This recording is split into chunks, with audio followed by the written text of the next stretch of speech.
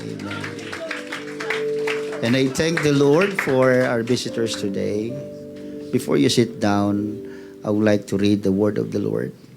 Amen. For this year, again, to all our visitors today, thank you for coming.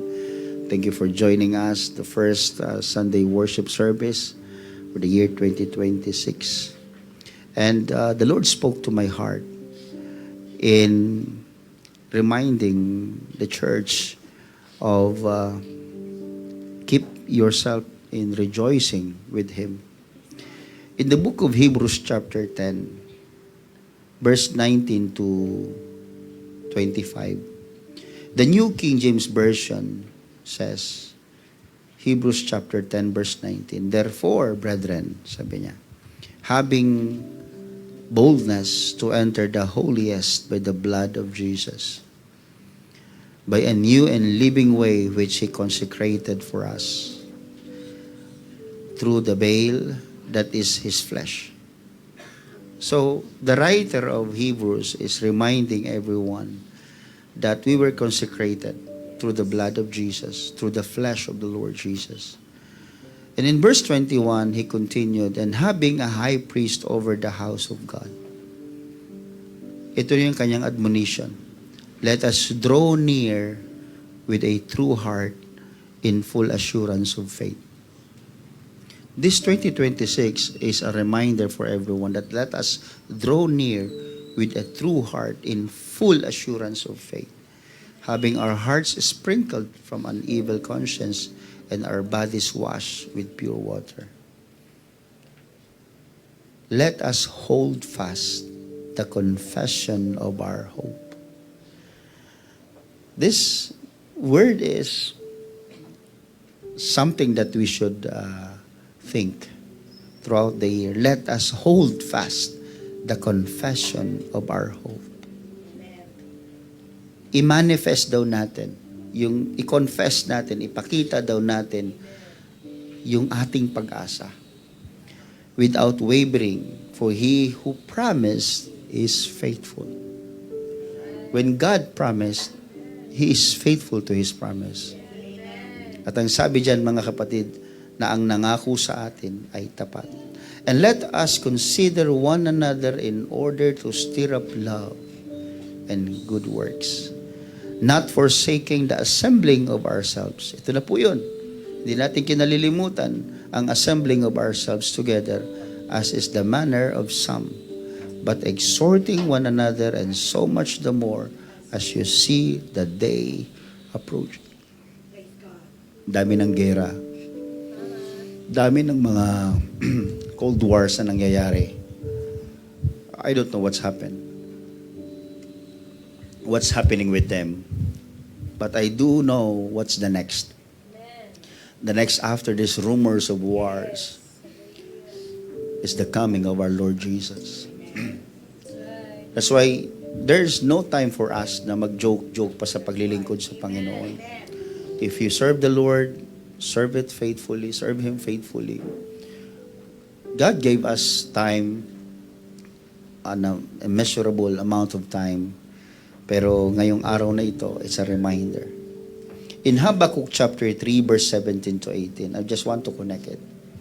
Habakkuk chapter 3, verse 17 to 18. Though the fig tree may not blossom,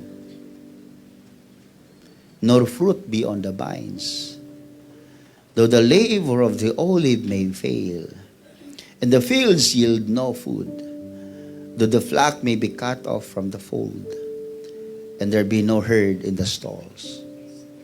Out of all these lackings, sabi ni Habakkuk sa kanyang awitin, lahat ng pangangailangan ng tao, out of this necessity, out of this lacking, out of this need, sabi niya, verse 18, yet, sabi niya, yet, kahit wala ako, kahit walang puno, kahit walang mga pagkain, kahit walang stalls, walang mga bunga, sabi, yet, I will rejoice in the Lord.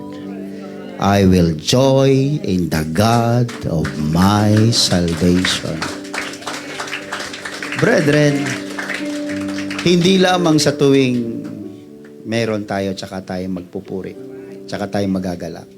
Sabi ni Habakkuk, kahit wala ka, kahit may kulang sa iyo, kahit malungkot ka, o ano man ang circumstances na meron ka, ano man ang condition ng buhay mo, sabi ni Habakkuk, yet, sabihin talagang decided siya, yet, I will rejoice in the Lord. Magpapasalamat ako, magpupuri ako, sasamba ako, dadakilain ko ang Diyos sa kabila ng aking mga kondisyon.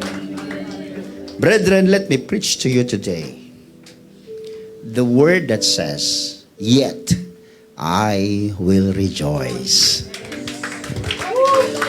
Come on, hallelujah, people of God.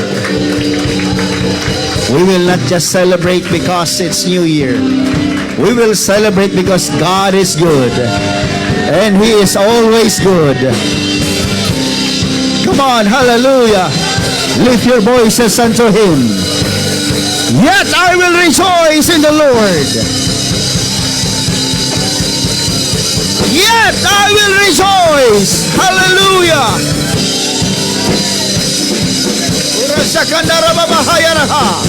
In the name of Jesus, I rejoice in the Lord. I rejoice in the Lord. Hallelujah. Glory to God. Hallelujah. Panginoon, anuman ang kondisyon, anuman ang panahon, anuman ang taon, yet I will rejoice in the Lord. That is because we don't see conditions and we don't, hallelujah, depend on circumstances, Lord. What we know is we trust you. You hold everything. You are the sovereign God we serve. And you know everything. You control everything. God, today, let me preach according to your will. And let the hearts of your people, O God, be opened. And teach them to rejoice despite of everything that they experience, Lord. In the name of Jesus, let your Spirit move. Let the Spirit, Lord God, move in this place and baptize us once again, Lord, with your Spirit. In the name of Jesus, let the gift of the Spirit and the operation of the Holy Spirit be manifest in the church. In the name of Jesus. In Jesus' name. In Jesus' name. Clap your hands again. And at the top of your voice, say Amen. Glory to God. Glory to our God. Amen. You may be seated. Amen. Kamayan mo yung katabi mo. Sabihin mo sa kanyang, makinig tayo. Amen. Now, reading the book of Hebrews. The book of Hebrews is written for the Jewish Christians. Because these Christians, Jewish Christians, they experience persecutions. Nakaranas sila ng pamimersecute sa kanila. Naranasan nila ang social pressures. And also, they were tempted to return to Judaism. Judaism is the old system for the Jewish people. This is the very context of the book of Hebrews. This is written for them. Sapagkat nakakaranas po sila ng kakaibang pagsubok. Pero ang aklat din ng Hebrews, mga kapatid, ay ina-argue niya that Christ is better than the old covenant. Pinapakilala ng book of Hebrews that, hey, Christ is better than any covenant. Christ sacrificed and Christ gave us hope. So itong book of Hebrews is more of picture wherein sa gitna sa paligid ng maraming mga pagsubok, pinipicture dito na kung saan Jesus Christ is the better choice. Ang pinakamagandang dapat nating piliin sa gitna ng paligid ng maraming pagsubok, maraming mga pressures and temptations, piliin mo si Kristo. That's the very main message of the book of Hebrews. But reading the book of Hebrews chapter 10, sa binasa natin kanina, yung writer ng Hebrews, mga kapatid, ang ine-exhort niya yung tatlong bagay na bigatin sa Biblia. And that is faith, hope, and love.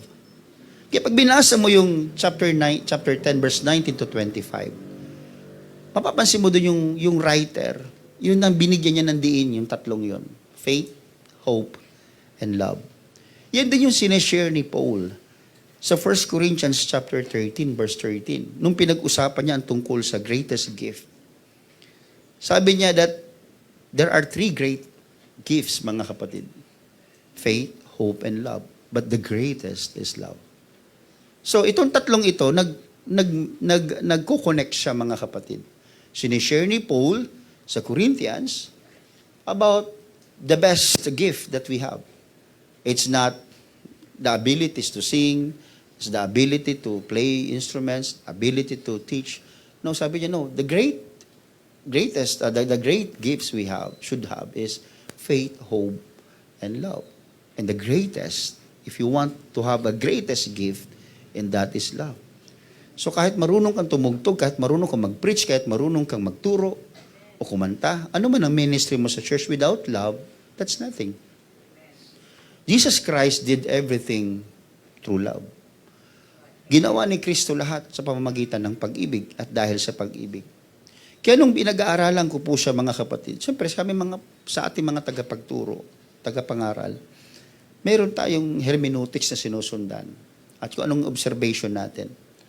And I observed that these people in the book of Hebrews, they were tempted to withdraw and compromise or to blend in the world. Itong book of Hebrews, sinasabi niya, mga kapatid, na dinidepict niya, mga kapatid, pinapakita niya na may mga puwersa, may mga temptations, may mga kompromiso na lumalapit doon sa mga Jewish Christians para pilitin sila mag-blend, makipamatok, magkompromiso ng kanilang pananampalataya. May tumutukso sa kanilang, bumalik kayo sa dati niyong buhay. Bumalik kayo sa dati niyong paniniwala. Umalis kayo dyan sa paniniwala kay Kristo. Pero yung writer din mismo, mga kapatid, ang nagsabi, don't loosen your grip. Hold fast. Kaya nga sabi niya kanina, hold fast the confession of hope. Hold fast. Don't loosen your grip. Kapag ang hawak mo ay medyo humihina na, you will lose the greatest things that God could do to your life. Walang pinagkaiba yan dito sa pagsisimba, mga kapatid. We started like going to church because it's Sunday. Pumunta tayo sa simbahan dahil linggo. Dahil napili tayo ng nanay natin, kinukurot tayo sa tenga, pinipingot pag hindi nagsisimba, pinagagalitan. Nung mag-asawa na tayo, sinesermonan tayo ng asawa natin para magsimba. Pag napipilitan tayo, we started, maraming ganyang kwento. Nagsimula tayo out of parang, wala lang. It's Sunday, I want to go to church. Pero habang tumatagal, you understand, no, it's not just because Sunday. It's not just because I have ministry. It's not just because of my mother, my parents, my loved ones. Naunawaan mo ngayon na, it's because of God. He created me, and I need to serve Him. That's the will of God. Yun yung kalooban ng Panginoon. That's why you are here now. Naiintindihan mo na ang linggo ay hindi kasangkapan sa buhay. Ang linggo ay araw ng pagsamba. Araw ng pagbibigay sa Diyos ng iyong pasasalamat. Pagsamba, pagpupuri. Kaya nga, it's a divine day. It's a holy day. It's not a holiday, holy day. That's why in our constitution, ang religion, mga kapatid, ang faith, ay hindi lang siya isiningit bilang batas. Nagkaroon ng sariling batas sa loob ng ating konstitusyon pagdating po sa pananampalataya. Kaya separate ang state sa church, pero mapapansin mo, meron tayong sacred and holy day. Kaya ang araw ng linggo para sa atin is all Christians should go to church. But nowadays, hindi na sa church ang punta. Nasa mall na. Kaya ibang simbahan, sa mall na nilagay yung simbahan. Para pagkatapos magsimba, magmumall na lang. Minsan talagang may nakakalusot pa rin, mas napatagal sa sine kaysa doon sa mall, sarado na yung simbahan. Napatagal sa sine kaysa sa church. Kaya mga kapatid, di man tayo nanonood ng sine, pero let's give time. Sabi nga dito sa Book of Hebrews, mga kapatid, let us not forget the assembling of ourselves. Let us not neglect. Huwag nating pabayaan ang pagkakatipon. Kaya sabi ng writer, mga kapatid, let us hold fast. Let us hold fast. Mismong siya ang nagsabi, ang writer, mga kapatid, sa verse 23 ng chapter 10 ng Hebrews, let us hold fast. Anong ibig sabihin nun, mga kapatid? Because the world will pressure the believers to blend in. Kaya kanya pinapaalalahanan na kumapit ka ng maigi sa Diyos because the world will pressure you to blend in the world. Tandaan po natin, we are living in the world but we are not for the world. Hindi tayo nilikha ng Diyos para sa mundong ito. We are living in the world, on earth, mga kapatid. Pero sabi nila, that's not your place. That's not your destination. That's not your good place. Kaya nga sabi niya, I will go and prepare a place for you. That's why Jesus Christ go back to heaven and prepare the place for us. And He will coming soon, mga kapatid. At pagbalik niya, ready na yung ating paglalagyan doon. But the problem is, when He go back, will He find faith on earth? Yes. Di ba it's written in the Bible? Amen. Will He find faith on earth? Pagbalik niya ba, makakakita ba siya ng taong sumasampalataya sa Kanya? That's why, ang assignment lang natin sa buhay na ito, ano man ang edad natin, ang assignment lang po natin ay manampalataya. Lubos-lubusin natin yung pananampalataya sa Panginoon. Because when He come back, He will look for a faith. Hahanapin niya, faith. Kaya hindi lang basta-basta faith, mental assent faith, but heart assent faith. Meaning to say, your heart is the one telling your mind, everything on you was this being dictated by your heart. And your heart is surrendered to God. That's why worship the Lord with all thine heart.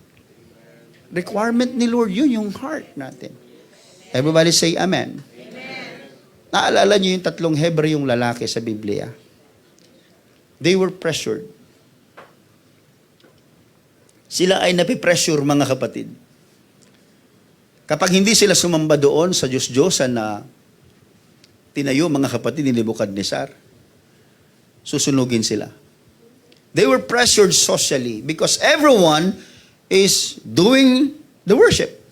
Yung kaibigan nila, yung kapitbahay nila, yung kasama sa trabaho, yung kakilala, everybody is worshiping the Lord.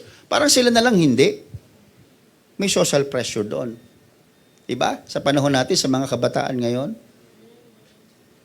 parang requirement na kahit bata ka pa, requirement na magkaroon ka na ng jowa. Bakit? Kasi lahat ng kaibigan ko, classmate ko, may jowa, ako lang wala. Sa murang edad mo, hindi mo pa alam kung ano nga jowa eh. Saan ba nang galing yung word na yan eh. Pero you want to blend in. Everybody is wearing this short. I want a short man. Everybody is wearing this sleeveless and showing their bodies.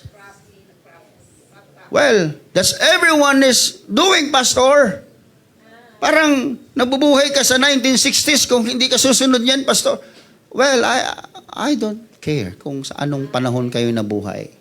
What I do care is about the Word of God is telling you that your body is the temple of the Holy Spirit. And if the temple of the Holy Spirit is not holy, so where do the Holy Spirit will reside? So you will still claiming, oh, I am the temple of the Holy Spirit, but you are not living holy. Saan titira yung Holy Spirit? Hindi ka holy. It's not just about dress. Because holiness comes from within. When you know your worth, when you know your very reason why God created you, if you know the very value of your soul, it will just come out Hindi mo pwedeng, sabi nga ni Sister Franz kanina, na if we will just, we cannot just follow what the world is telling us. We just know the worth kung ano meron tayo. Kung yung knowledge of God, alam mo, kung paano ka nilikha, bakit ka nilikha. So huwag kang susunod sa iba dahil ginagawa ng marami. Ito kasi pastor ang uso ngayon That's a social pressure. Yan ang problema sa karamihang mananampalataya. We have other churches, other believers. I'm not mentioning any names, mga kapatid, pero they sing the same song with us. They have the same teachings with us. They have the same day of worship. But they compromise. They blend. They blend. Anong point mo, pastor? Because they were so tempted by the socials, the society. Lalo na yung legal pressure sa kanila. Yung legal pressure, nung unang panahon, pag hindi ka sumamba daw doon sa Diyos ang itinayo ng hari, papatayin ka. That's legal. That's a law. Batas yun sa panahon ng tatlong magkakaibigang Hebreo. So bukod sa social pressure, may legal pressure sa kanila. Na pag nahuli kang hindi dumadapa doon at lumuyukod sa kanilang Diyos-Diyosan, papatayin ka, susunugin ka doon. That's another pressure is by fear. Takot ka dahil you'll suffer if you will not obey. That's the world is trying to give us. To give this kind of pressure. Because He wants you to blend in. Gusto niyang makisama ka. Gusto niyang kalimutan mo yung prinsipyong natutunan mo mula sa Diyos. At gusto niya ng mundong ito na ikaw ay mag-blend, mag-compromise. But the Word of God says in Romans chapter 12, be not conformed into this world, but hold fast. Be not conformed. Huwag ka magkonforme sa mundong ito. But you should be transformed by the renewing of your mind. Baguhin mo yung pag-iisip mo na kahit na maraming nagpe-pressure sa iyo socially, you can say, oh, God is my source, sabi ni Sister Franz. God is my source. Source of what? Source of my friends. Let God give you the good friends, yung totoong kaibigan. A godly friends. Hindi yung kinukonsinti ka sa maling ginagawa mo. Ang tunay na kaibigan, sasabihin, pag mali ka, sabihin mali ka. Pag sinabing pangit ka, totoo yun. Kaibigan mo yun Sino ba nagsasabi sa inyo na pangit kayo? Di ba kaibigan nyo lang? Yung totoong kaibigan nyo? Yung nanay mo, hindi nagsasabing pangit ka. Yung tatay mo, hindi ka sinabihan na pangit ka. Yung kapatid mo, maaari siguro, sige, pangit pa kasi nag-aaway kayo. Pero yung kaibigan mo talagang pag sinabing pangit ka, totoong pangit ka, huwag kang magagalit. Joke lang. Binibiro ko lang kayo. Baka awayin yung kaibigan nyo. That's why hold fast. Be not conformed. Because conformity, listen, begins when we loosen our grip. Pag medyo lumembot-lembot na yung paghawak mo sa Panginoon, mga kapatid, yung pag-asa mo sa Panginoon, Diyos ang inaasahan mo.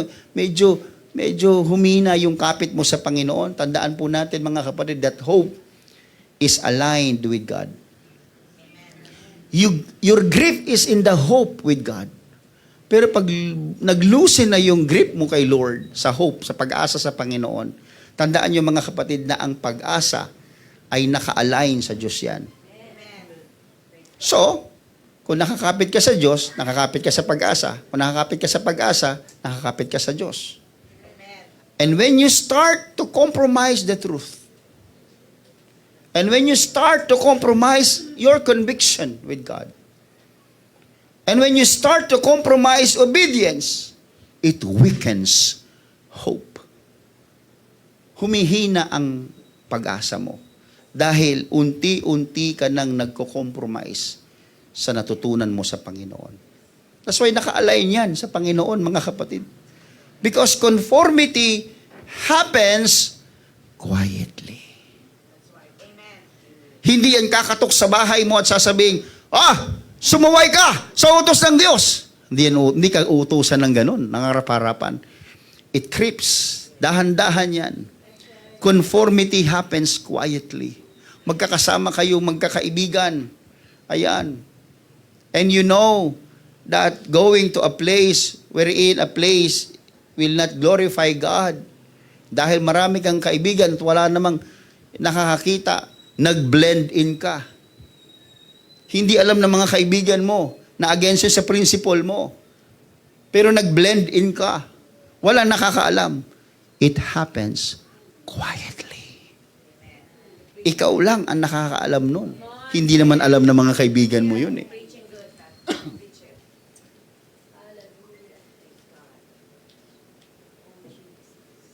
Inaya ka sa piyestahan. Eto na. Piyesta sa amin sa Mayo, sabi nung kaibigan mo. Sama ka sa amin. Sumama ka. Pagdating doon mga kapatid, talaga namang kitang-kita mo nakahandog sa mga Diyos-Diyosan. Yung mga pagkain. Pero ikaw, dahil paborito mo, yung ulam, kumain ka rin. Pastor, gutom na ako eh. There's nothing wrong with being hungry. What's wrong is, your principle is not aligned with God. Alam mo nang hinandog sa Diyos-Diyosan mo, kakainin mo pa. Ba't di ka nalang gumastos, magpabili ka? Paluto ka sa nanay mo, sa kapatid mo, sa asawa mo. Kainin mo yung parehas ng gusto mo. But if you want to compromise, conformity is happening quietly. Unti-unti, hindi mo napapansin yan. Kaya pag naka-align ka sa Panginoon, mapansin mo, pag nakakasunod ka sa Panginoon, anong pakiramdam? Di ba lumalakas ka? Kapag umuwi tayo, pag-uwi natin sa bahay, mamaya, there is something that you feel na, payapa ka. You are at peace. Kasi you know something that you did good. Ano yon? Not forsaking the assembling of ourselves. Pumunta ka sa church kasi utos yan eh. So nagpunta ka sa simbahan, nakipag-fellowship ka, nakinig ka ng Word of God, pag-uwi mo, iba pakaramdam, parang ang saya. Parang may kapayapaan sa puso. You feel stronger and stronger and stronger because you conform with God, not with the world. But if you compromise, tinan nyo ito, mga kapatid, pakinggan nyo. But if you compromise, merong inner conflict na nangyayari. Silently sa loob mo, may guilt kang nararamdaman. May guilt ka. Linggong-linggo, mga kapatid, hallelujah, hindi ko naman nilalahat, pero I'm a preacher, let me just tell you this. Hindi naman ako, drive into kung ano yung will ng tao. I'm driving into the will of God. Excuse me po, makikiraan lang po. Pag may linggo ayaw nating magsimba, hindi tayo makapagsimba because we go to a very important appointment, halimbawa, hindi natin maiwasan. What do you feel? You feel something that is lacking throughout the week, parang may kulang. It's not really because kulang, because you know, your soul is telling you that there is an inner conflict that is happening inside of you. Kaya ang puso nyo, ingatan nyo po. Sabi ng Psalm 66 verse 18, if I regard iniquity in my heart, the Lord will not hear. So, nagtataka ka, you keep on praying, you keep on doing these things for the glory of God, pero bakit parang mayroong kulang? Parang hindi sinasagot ni Lord. Parang may nakabara. Parang hindi nakakarating kay Lord yung worship ko because you regard iniquity in your heart. Kaya pag alam yung may guilt doon, please don't do it. Di ba palagi ko sinasabi sa inyo, if you doubt one thing, then don't do it. Di ba? Ang example is, Nay, nilaban mo ba itong puting t-shirt ko? Yes, anak, kalalaba lang yan. Nay, parang hindi eh. Nilaban mo ba talaga? Nilaban ko yan, anak, pinlansya ko pa nga eh. Pero Nay, bakit parang hindi? Sabi ng nanay, kung ayaw mong maniwala at duda ka, huwag mong isuot. That's exactly what the Lord is telling us. Kung may isa kang bagay na gagawin at di mo alam kung ito ay kasalanan o hindi, it's better for you not to do it anymore. Safe ka doon. Naku, ano yung ibig ko sabihin? We need to be matured as a Christian. Hindi lahat ipagpapaalam sa, Pastor, pwede ba to? Pastor, pwede ba itong kainin? Pastor, pwede ba itong puntahan? Well, if you read your Bible, there is the Word of God telling you what to do and what not to do. Ang problema, bihira lang buklas natin ng Biblia tuwing linggo lang eh. Buklatin mo kasi yan, bago ka matulog, pagising mo, buklatin mo. Kahit parang comics mo lang binabasa yan. Dati nagbabasa ako ng Biblia, maliit ako, parang comics lang. Gusto ko yung Biblia ng Katoliko kasi may mga drawing. Tinitingnan ko, yung pala itsura ng ano. Without me knowing that one day I will be a preacher. But I love to read the Bible na hindi parang unawain, kundi para tingnan lang. Pero now, when I read my Bible, I always make sure that I understand what the Lord is saying to me. Amen. Yun lang yung nagagawa ng matured faith. Hindi pagising mo sa maga, Lord, what is your will to me? Gagano. Kung ano yung maturo, yun yung message ni Lord. Eh, naturo niya, nung tinitip ng demonyo si Jesus, tumalon ka mula dyan sa tuktok. At nasusulat, ikaw ay hindi maano. Anong gagawin mo niyan? Lord, pinatatalon mo ba ako dito? Sa building na ito. May danger po doon. Read your Bible as you are communicating with God. Don't compromise, mga kapatid. The Lord will not hear us. If we regard iniquity in our hearts, the Lord will not hear us. Huwag tayo mag-compromise.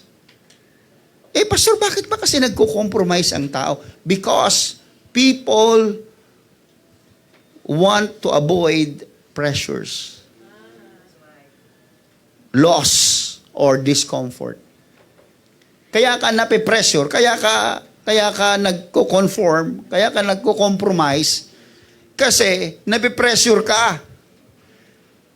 O pinag-uusapan kanina ni Sister Franz yung pagbibigay. Bakit? I'm sorry to use as example. Bakit? Kasi mayroong pressure sa loob mo. Ito na lang ibibigay ko pa ito. Look at that. Pressure yun eh. So you compromise because you don't want this pressure. You don't want loss, you don't want discomfort sa buhay mo. Kaya ikaw, compromise. Nagko-compromise ka. Ginagawa mo yung hindi tama. And because fear wants to dictate us in our decisions. Kaya ang tao nagko-compromise because it's the one dictating the person is fear, not faith. Pag takot na ang nangingibabaw sa iyo, ayoko mo na munang mag-serve sa Panginoon. Why? Because I will lose my, mga bisyo-bisyo, mga vices ko. I don't want to serve the Lord muna kasi bata pa naman ako. Tsaka na ako pag medyo matanda na. Ako, di mo nga alam kung tatanda ka pa eh. Di mo hawak ang buhay. Tsaka na ako magpapakatapat pag medyo, alam mo na, yung ready na ako. Ay, kailan ba yun? Fear dictates you. Fear dictates you. May takot ka to the unknown. Hindi mo naman alam kung yung kinakatakutan mo. Kaya may mga Pilipino, mapamahiin, di ba? Yes. Amen. Ayaw maglabas ng pera sa gabi. Ayaw magwalis ng gabi. Ano pa? Ang dami. Pag may itim na pusa ka nakasalubong, may mga masamang mangyayari sa'yo. Pag may paro-parong lumilipad-lipad dyan, lolo mo yun. Lola mo. Saan mo naman nakuha yan? pag dumaan ka sa bahay ng anay, tabi-tabi po. Ano ba? Anay yun eh. Pero, tabi-tabi po. Sa bandang probinsya, pag tinapik ka, tapikin mo rin. Kasi sumpa daw yun. Baka kinukulam ka na. Mga kapatid, we are Christians. And the number one enemy we have previously is the fear of the unknown. Takot ka sa bagay na hindi mo alam, ba't ka natatakot? Ni-research nyo ba? Subukan nyo nga i-research. Kahit kay ChatGPT, tanong nyo, saan ba nanggaling ang superstitious belief? Kaya nga superstitious belief eh. Wala pinanggalingan niya. Salit-saling sabi yan. Sabi ng lolo ng lolo ng lolo ng lolo. Kastila pa, panahon pa ng mga Hapon. Hanggang ngayon, hindi mo naman napatunayan kung totoo yun eh. Napatunayan mo may tikbalang? Sino nakakita ng totoong tikbalang? Yung tikbalang talaga. Hindi yung mukhang tikbalang. Mayroon talaga mukhang tikbalang. Pero yung tikbalang, nakakita ba kayo? Di ba wala pa? Pero pinaniniwalaan nyo may tikbalang. Uy, umuusok banda doon, naninigarilyo yung tikbalang. Pero may tikbalang naninigarilyo. Nakuha nyo ibig sabihin? Saan nyo nakuha yan? Sa salit-saling sabi. At ganoon tayo mga kapatid. Kasi naniniwala tayo, natatakot tayo sa isang bagay na hindi naman natin. Ba't ka matatakot? Ang Diyos niya ang nagpatunay eh. Sabi niya na, I don't give you fear, but sound mind, peace in your heart. Kaya si Kristo namatay sa cross para tanggalin na yung mga kinakatakutan natin. If you fear your tomorrow, why do you fear tomorrow if God is there in tomorrow? Nakukuha niyo po ibig ko sabihin? The Word of God is telling us that the fear of man, in Proverbs 29 verse 25, the fear of man brings snare. But whoever trusts in the Lord shall be safe. Aliwanag ko.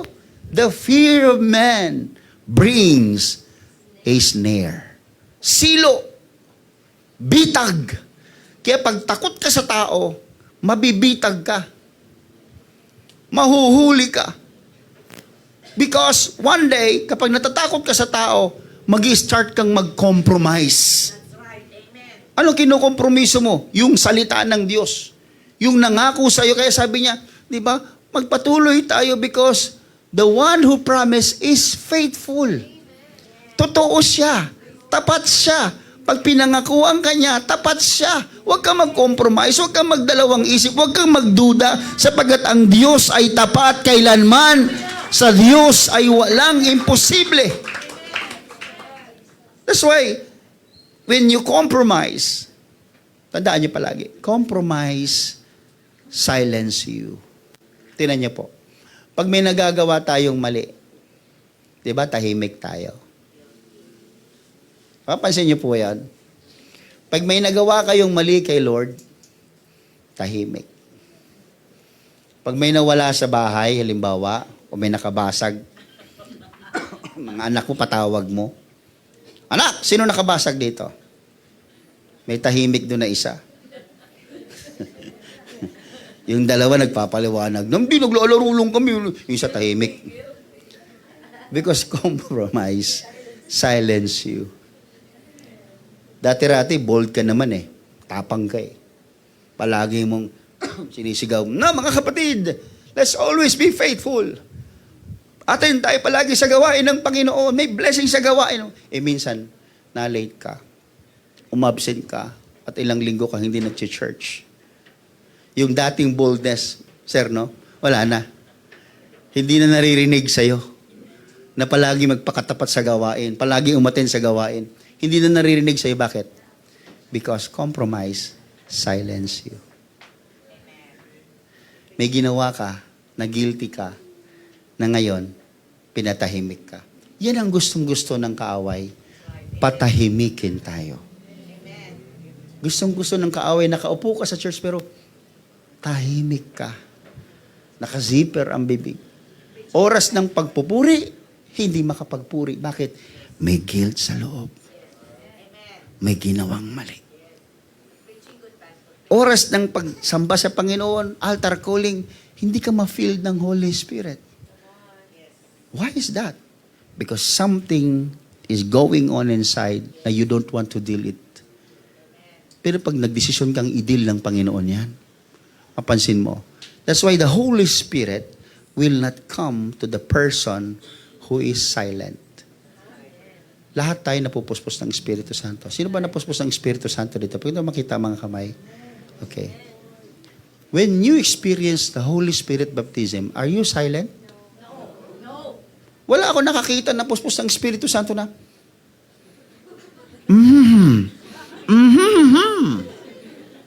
Speak ako. Hindi pwede. Read the Bible, mga kapatid, the book of James. Why the tongue is being used by God to control. Bakit is speaking in tongues? Hindi lang speaking in nose, is speaking in eyes, is speaking in ears. Bakit is speaking in tongues? Because tongue is a small member of your body, but it can make your whole body holy. Kaya ingatan nyo yung dila. Kaya speaking in tongues. Kaya when you are silent, Holy Spirit will not come. Pero very bold ka sa Panginoon. Lord, forgive me. I am a sinner, Lord. Baptize me, Lord, with your Spirit. I need your Spirit. Hallelujah. I need you, Jesus. Forgive me. I repent of my sins, Lord. Kapag vocal ka, kapag bumubukas yung bibig mo, the Bible says, open your mouth and I will fill it. That's why if you want to experience Holy Spirit baptism, don't be silent. Kaya nga Pentecostals tayo eh. Ang trademark natin, maiingay, magugulo, wild. Talaga naman pag nag-umpisa ang tugtugan, mga kapatid, awitin sa Panginoon. Kahit hindi ka marunong sumayaw, nakakasayaw ka sa Panginoon, mga kapatid eh. Kahit ang palakpak mo, sintonado. Hallelujah. Palakpak na nga lang, sintonado pa. Pero sige lang ang palakpak, mga kapatid. Kahit offbeat pa yung palakpak mo. Pag para sa Panginoon yan, mga kapatid, there's nothing wrong with that. Because we are making, hallelujah, a loud noise, a joyful noise unto the Lord. Amen. Kaya, ang kompromiso, kapag ang tao pumapasok na sa kompromiso, mapansin niyo, yung worship niya, very dull na. Matamlay na ang worship niyan. Ngayon kaya ang araw na ito, matamlay kaya ang worship ninyo? What did you wrong? What things did you do this past few weeks? Ba't ka malungkot? Pastor, napunta sa lechon kasi lang. Yung savings ko, napunta sa lechon. Wala naman masama doon. Paminsan-minsan lang naman yan. Wala, dami ko kasi inaanak, pastor. Kaya pala malungkot ka. Yung mga inaanak naman, ang saya-saya. Kaya pag may kumuha sa inyo magninang, magdalawang isip kayo, palulungkotin niya ang New Year niyo, sige kayo. If the world shapes your thinking, it will eventually shape your worship. Amen. Kaya kung ano nasa isip mo palagi, anong sinishape mo sa isip mo, ganun na magiging yung worship mo. Kaya kung ang worship mo is very alive, very enthusiastic ka, you give all your best to the Lord, you give your all to the Lord when it comes to worship, it is because God's word shapes you. But if the world shapes you, tinan nyo mga kapatid, may mga, sorry again, this is not to compare, but this is for me, my observation lang mga kapatid. May mga simbahan na they are good in singing and playing instruments. Perfect. Para ka nanood ng konserto pag nagsimba ka. Talaga namang, wow, superb. Mga gamit, mga ilaw pa. High-tech. May mga effects. Dami. Wala tayong ganun dito mga kapatid. We love to have that. Pero hindi pa natin kaya eh. Pero you know what? You cannot feel the presence. There is no spirit baptism in the happening in the church. Well, maganda yung, iba kasi yung, music is music to our ears, di ba? Kaya nga music eh. Kaya nga, sa heaven, mga kapatid, yung umuugong doon palagi is musika ng pagsamba sa Diyos. Music is something that loved by God. Mahal ng Diyos ang musika. Gusto ng Diyos ang musika. Kaya the devil, Lucifer, is the song leader in heaven, mga kapatid. When he was thrown down on earth, mga kapatid, anong kanyang temptation? Music. Kaya when you listen to the rock music, when you listen to the sad music, pansin nyo, anong reaksyon ninyo? Pag ang kanta ay, Lunes, nang tayo'y magkakilala, Martes, nang tayo... Tinan nyo, anong naaalala mo? Naaalala mo yung ex mo. Diba? Kasi kung ano yung message ng musika, yun yung nagdidictate sa emotion mo. Napansin niyo ba yan? Kaya what shapes your thinking is the result of your worship. So kung palagi mong pinakikinggan ganyan, mga musikang mga nakakalungkot, kaya ang lungkot ng buhay mo. Ano madalas yung pinapanood? Yung mga, yung sa Facebook, yung mga teledrama. Ang drama mo sa buhay. Di ba? Pag nakausap mo, may mga pairap-irap ka pa. Sa ginagaya mo kasi. Yung mga irap mo, may mga pa eh.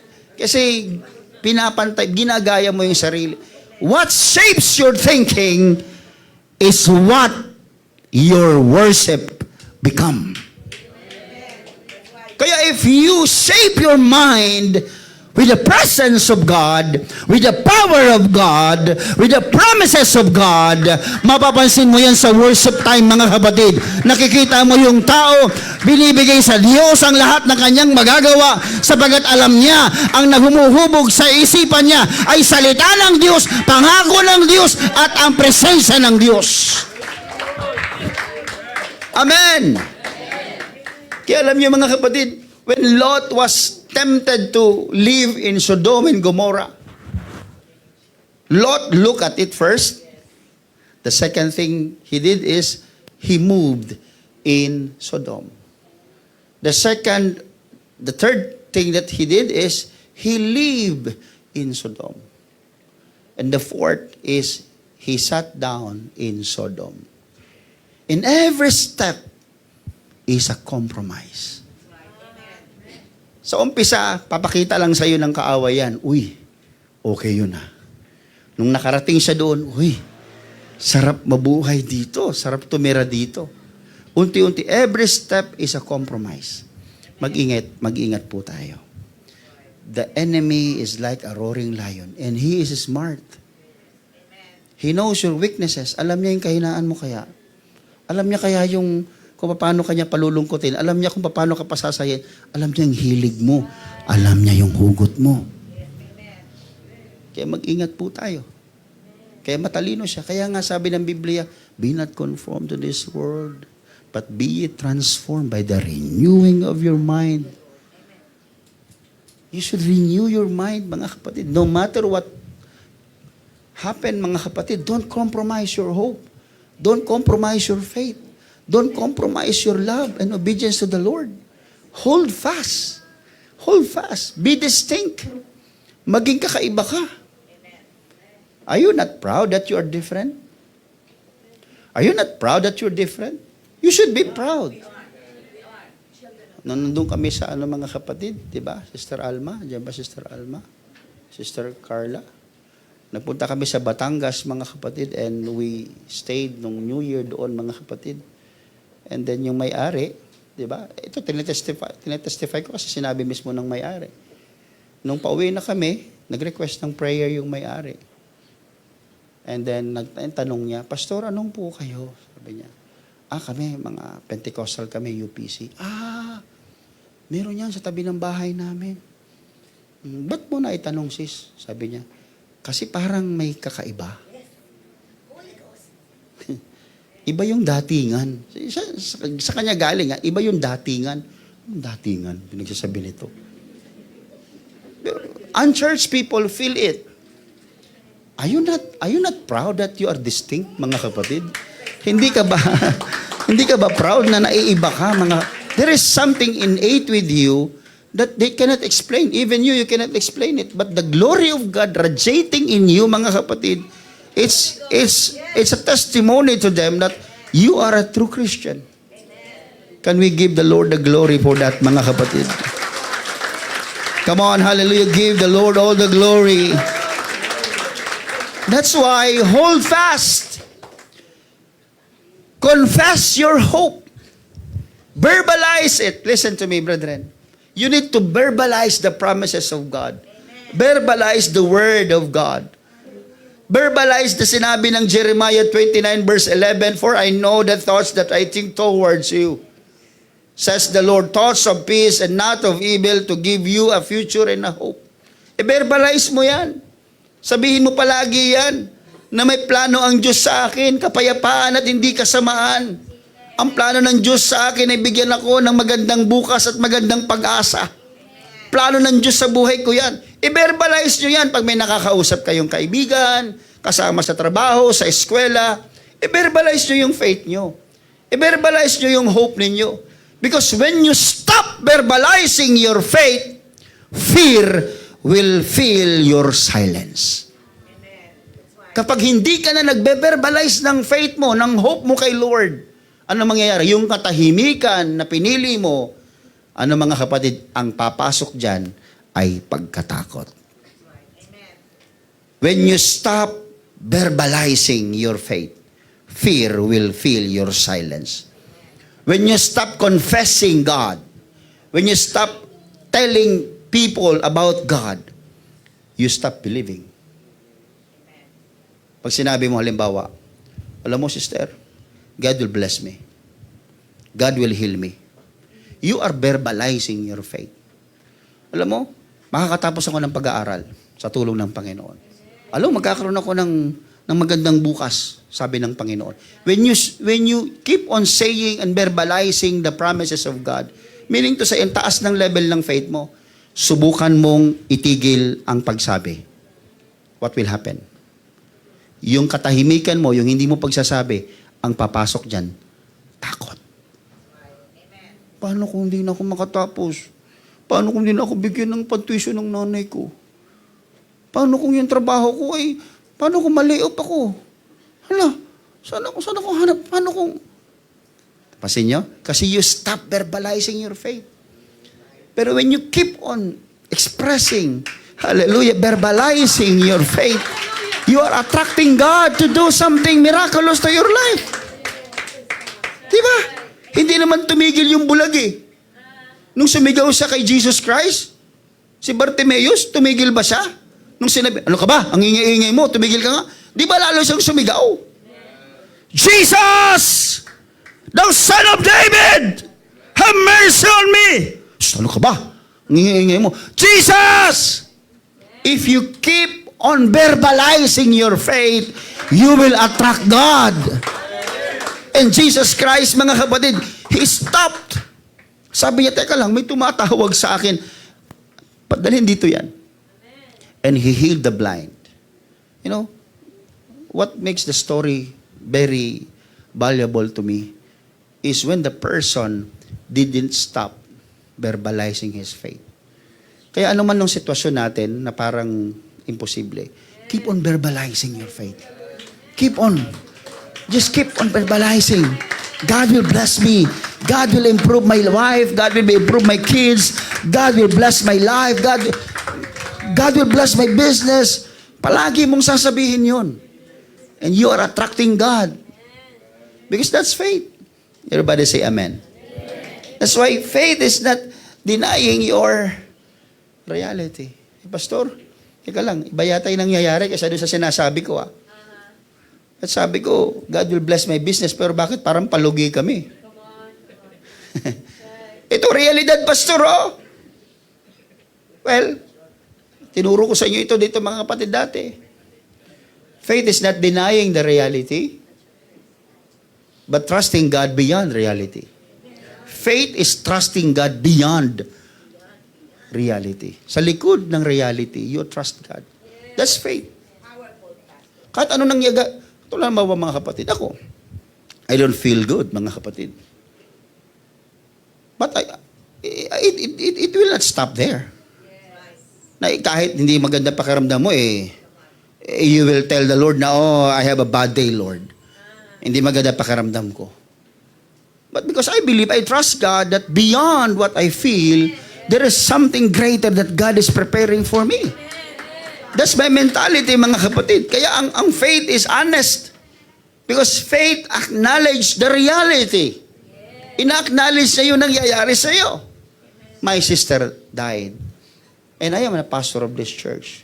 And that is my sister. I prayed several times. Just like Sister Jenny. Lahat tayo nananalangin sa kanya. It's not only me, it's not only this congregation. Bunch of pastors in our district. Pinapadala namin ang pangalan ni Sister Marnel doon. Pinapanalangin ng mga pastor yun doon.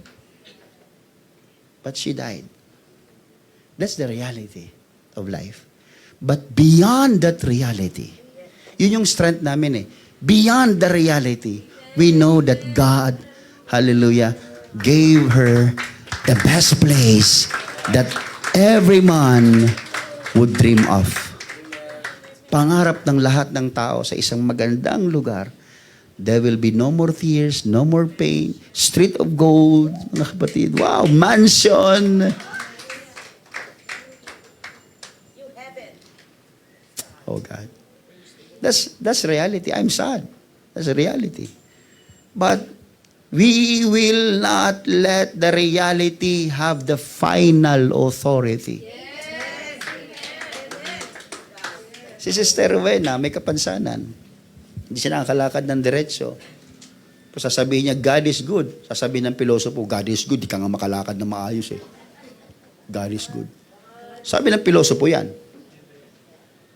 Because we believe that God is good if everything is good. Why Paul, nung siya sa Biblia, mga kapatid, umiiyak sa Panginoon, Lord, tanggalin mo itong karamdaman ko na ito.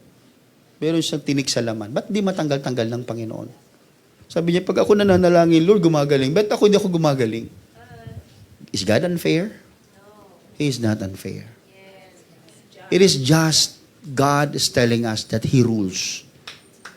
Siya ang nasusunod, hindi ikaw, hindi ako. So God or good might not be good to you. Kung anong mabuti sa Panginoon, maaaring hindi mabuti sa iyo.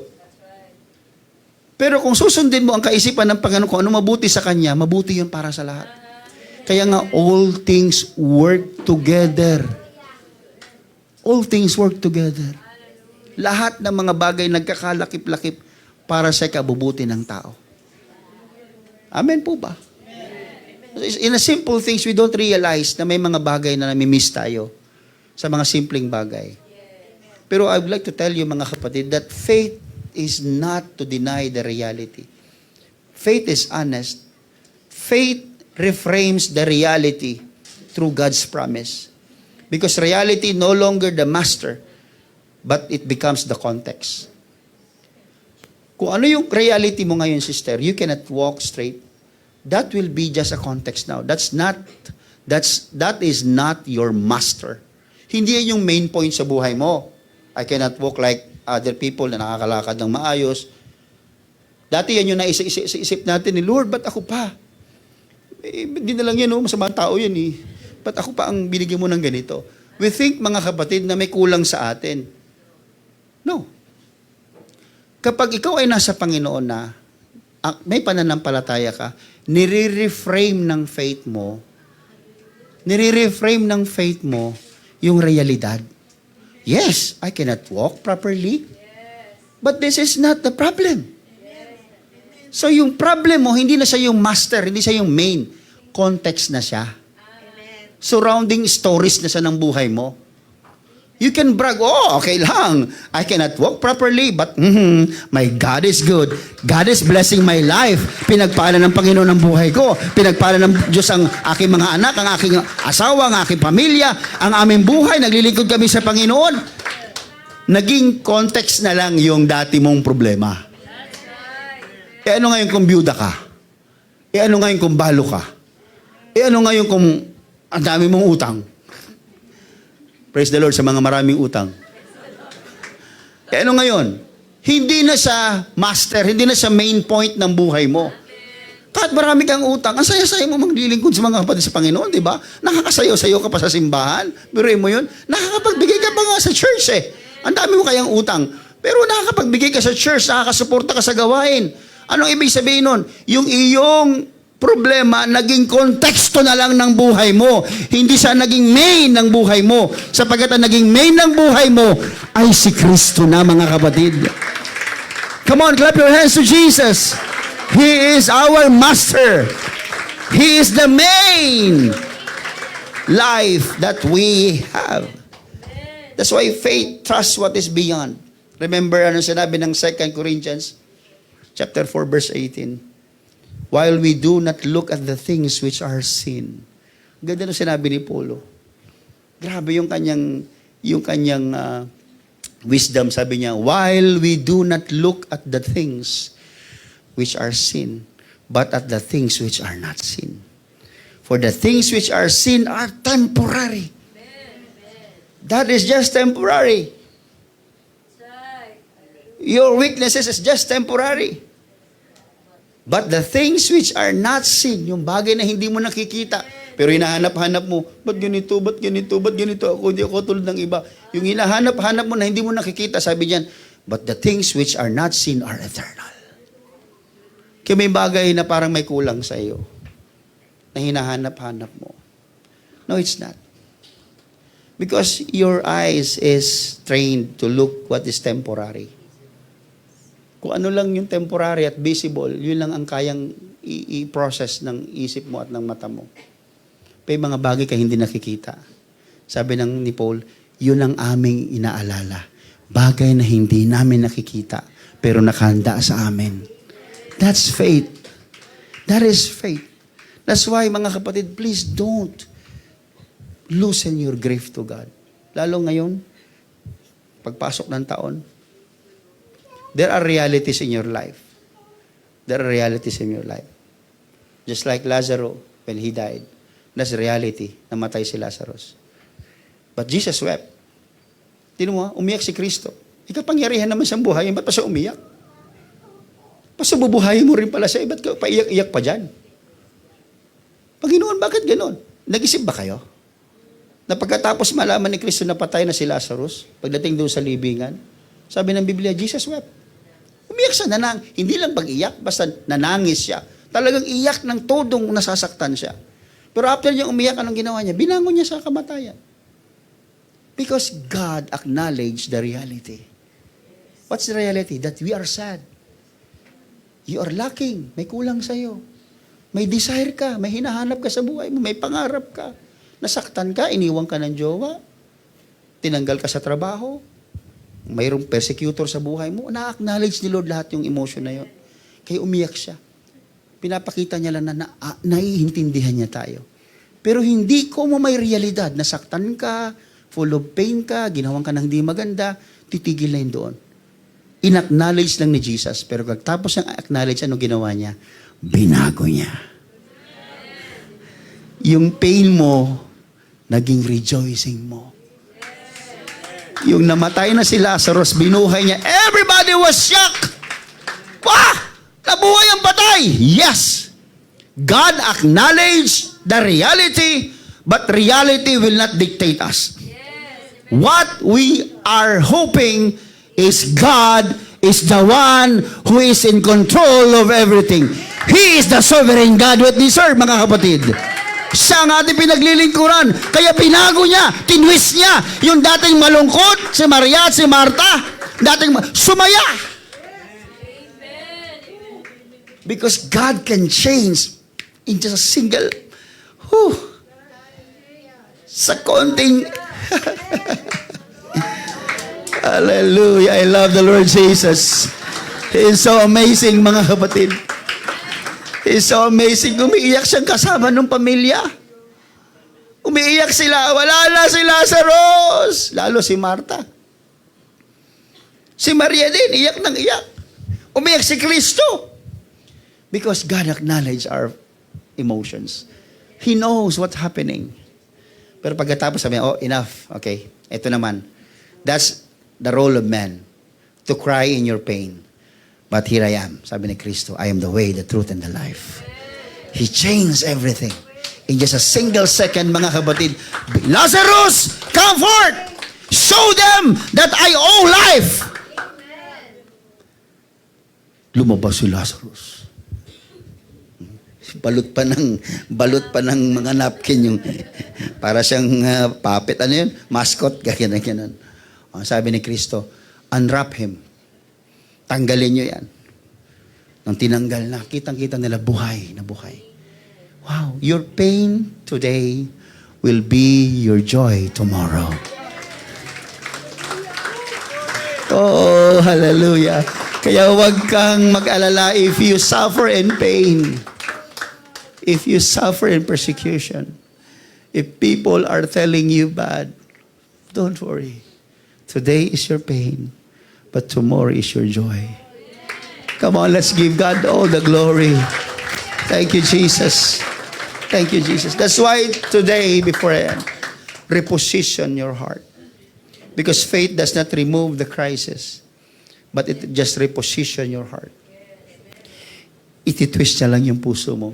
Yung dating palaging nag-iisip na wala nang magandang mangyayari sa buhay niya, i-reposition ni Lord yung puso mo. Aayusin niya.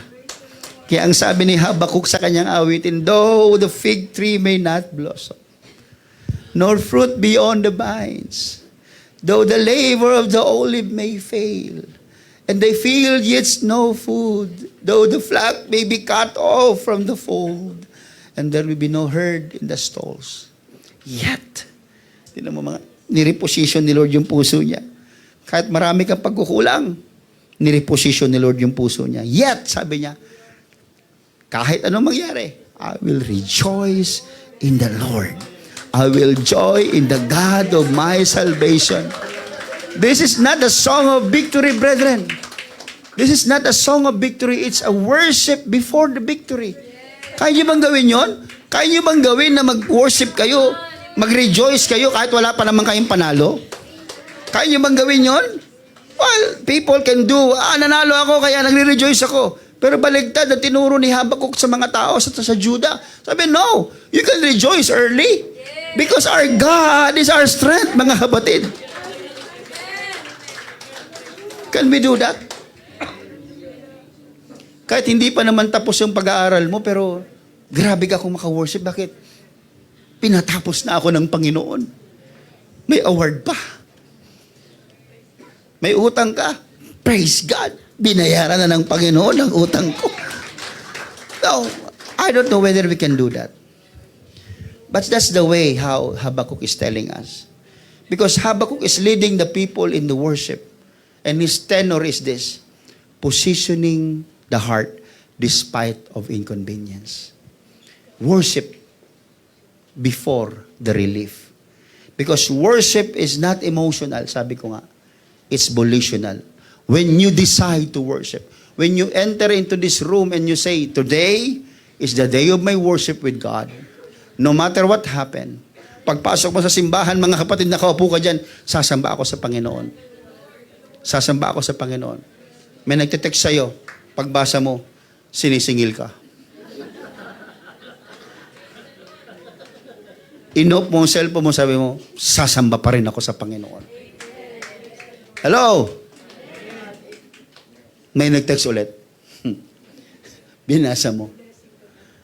Delay yung sweldo mo. Ewan ko lang, aga pa naman magsweldo, di ba? Pero, hindi natuloy yung kontrata mo. Hindi natuloy yung transaction mo. Sinarado mo cellphone mo. Yet, I will rejoice in the Lord. Hello? Hello? Nag-text ulit, tumulog na naman yung cellphone mo. Pagbasa mo, sabi ng doktor, may type 2 diabetes ka na. Sinarado mo cellphone mo. Uminom ka ng tubig. At sinabi mo, yet I will rejoice in the Lord. Tumulog ulit yung cellphone mo! Alam yung cellphone mo na yan, i-off mo kasi yan. Pag-araw ng linggo. I'm just trying to make it light, mga kapatid. But I want everyone to understand Preaching good, Pastor. that worship is a declaration of trust. When you start to, alam niyo ba, when you start to raise your hand and sing songs to the Lord, you are declaring your trust to Him. Sinasabi mo, Lord, I trust you. May mga gumugulo sa paligid mo, may mga nagtitext, may mga sa isip mo, may mga gumugulo. No, Lord, yet I will rejoice in you. My trust is in you, Jesus. I will rejoice in you. That's why I will bless the Lord at all times. Sabi ni Psalms chapter 34. Sabi ni David, I will bless the Lord at all times, and His praise shall continually be in my mouth. Brethren, we don't worship because everything is fine. We worship because God is faithful. Amen. Praise God. My family is still grieving the loss of my sister. But we will not worship because everything is fine. We worship because God is faithful. We don't compromise. We hold fast. We don't fear the future because God owns the future. If you believe that God has a future for you, if you believe that God has a future for you, don't just stand or sit down in silence. Praise Him. Praise Him. Kung alam mong merong magandang inihanda ang Diyos sa buhay mo, huwag kang tahimik. Huwag mong itahimik ang bibig mo. You should verbalize, express your trust to God. Let your worship declare your trust. Reposition your heart. Rejoice even in your challenges. Let your faith reframe your reality. Trust Him beyond reality. Again, brethren, I leave you today the message, yet I will rejoice in the Lord. Because I want you to verbalize your faith today. I want you to be reminded, don't lose your grip on your hope. And don't let fear dictate you. Huwag niyong hayaan na ang takot niyo sa mga sirkumstansya ang magdikta sa iyo. Tandaan mo that the fear of man brings a snare. But whoever trusts in the Lord shall be safe. Do you feel the presence of God today? If you believe that God is preparing a better future for you, can you please stand? Can you please raise your hands towards heaven? Come on, raise your hand. Kung naniniwala ka na may inihanda ang Diyos na mabuting bukas para sa iyo, come on, raise your hand. Oh, invite the presence of... Don't be silent today. Verbalize your faith. Because every worship you do is an expression of your trust. You are declaring your trust to God. If you worship Him today, you are declaring your trust to Him. Whatever you have today, hallelujah. I know it's difficult, but God is there. Come on, hallelujah.